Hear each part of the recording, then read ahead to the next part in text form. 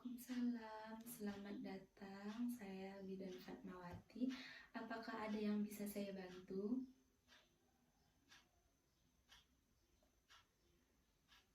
Baiklah, sebelumnya saya izin bertanya terlebih dahulu ya. Namanya siapa? Umurnya berapa? Alamatnya di mana? Baik, sebelumnya apakah adik sudah mengetahui apa itu nutrisi?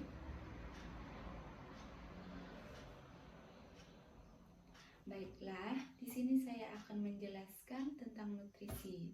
Nutrisi merupakan komponen penting yang menunjang kelangsungan proses tumbuh kembang.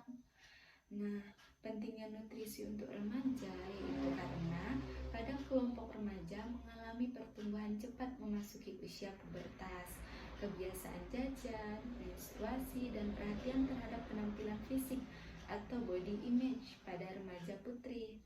Nah, ada beberapa kebiasaan gizi seimbang untuk remaja. Yang pertama, biasakan makan 3 kali sehari bersama keluarga.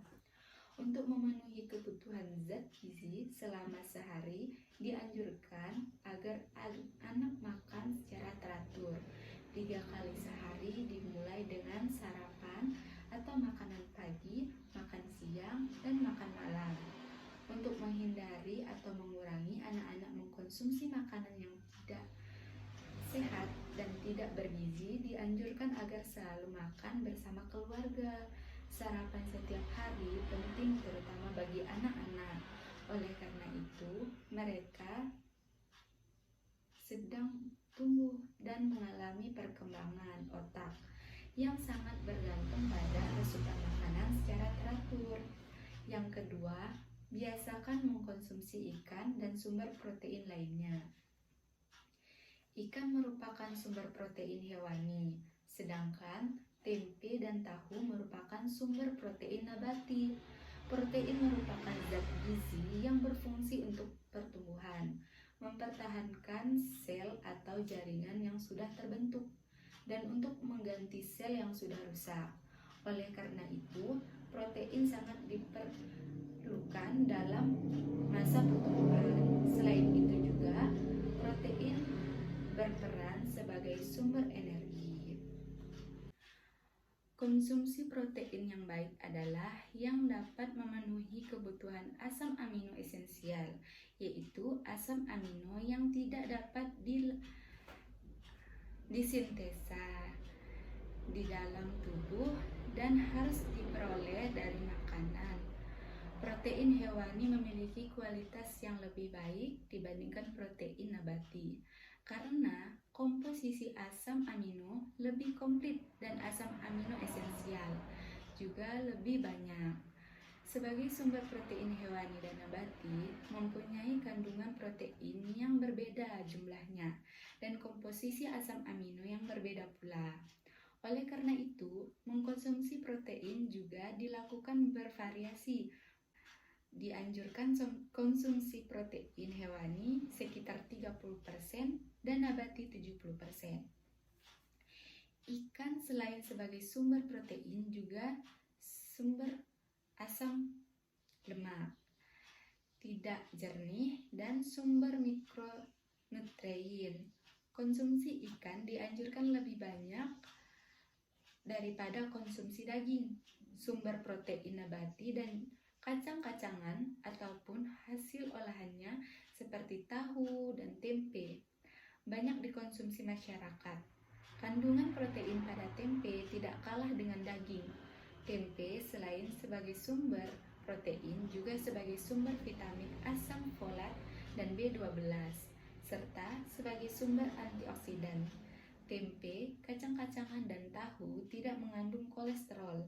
Konsumsi tempe sekitar 100 gram atau 4 potong sedang per hari cukup untuk mempertahankan tubuh tetap sehat dan kolesterol terkontrol dengan baik. Yang ketiga, perbanyak mengkonsumsi sayuran dan cukup buah-buahan. Sayuran hijau maupun berwarna selain sebagai sumber vitamin, mineral juga sebagai sumber serat dan senyawa bioaktif yang tergolong sebagai antioksidan. Buah selain sebagai sumber vitamin, mineral, serat juga antioksidan, dan terutama buah yang berwarna hitam, ungu, merah. Mengkonsumsi sayuran dan buah-buahan sebaiknya bervariasi sehingga diperoleh beragam sumber vitamin ataupun mineral serta serat. Kalau ingin hidup lebih sehat, lipat gandakan konsumsi sayur dan buah. Konsumsi sayur dan buah bisa dalam bentuk segar ataupun yang sudah diolah. Konsumsi sayuran hijau tidak hanya direbus ataupun dimasak, tetapi bisa juga dalam bentuk lalapan atau mentah, dan dalam bentuk minuman, yaitu dengan ekstraksi sayuran dan ditambah dengan air tanpa gula dan tanpa garam. Klorofil atau zat hijau daun yang terekstrak merupakan sumber antioksidan. Dan yang cukup bagus, sayuran berwarna seperti bayam merah, kubis ungu, terong ungu, wortel, tomat juga merupakan sumber antioksidan yang sangat potensial dalam melawan oksidasi yang menurunkan kondisi kesehatan tubuh. Lalu yang keempat yaitu biasakan membawa bekal makanan dan air putih dari rumah.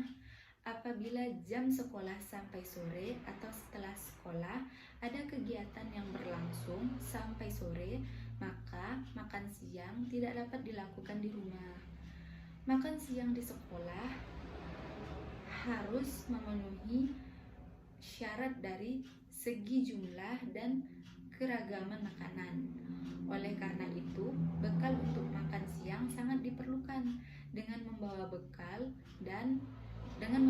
dari rumah, anak tidak perlu makan jajanan yang kadang kualitasnya tidak baik dan kualitasnya tidak bisa dijamin.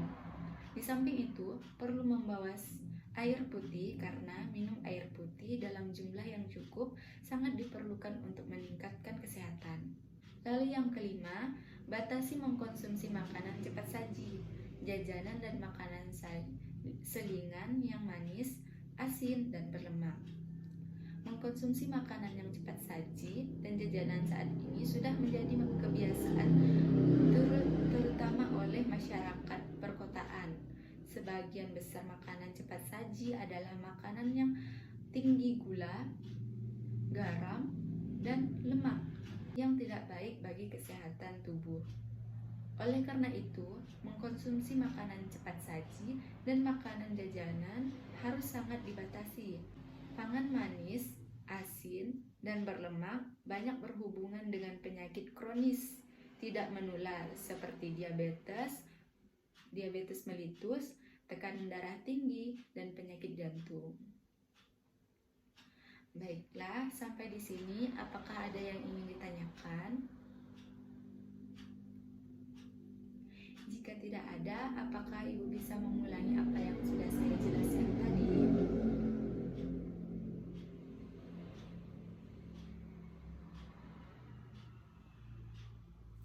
Baik, cukup jelas ya penjelasan tadi. Jika ada yang ingin ditanyakan lagi, boleh menghubungi saya kembali ya.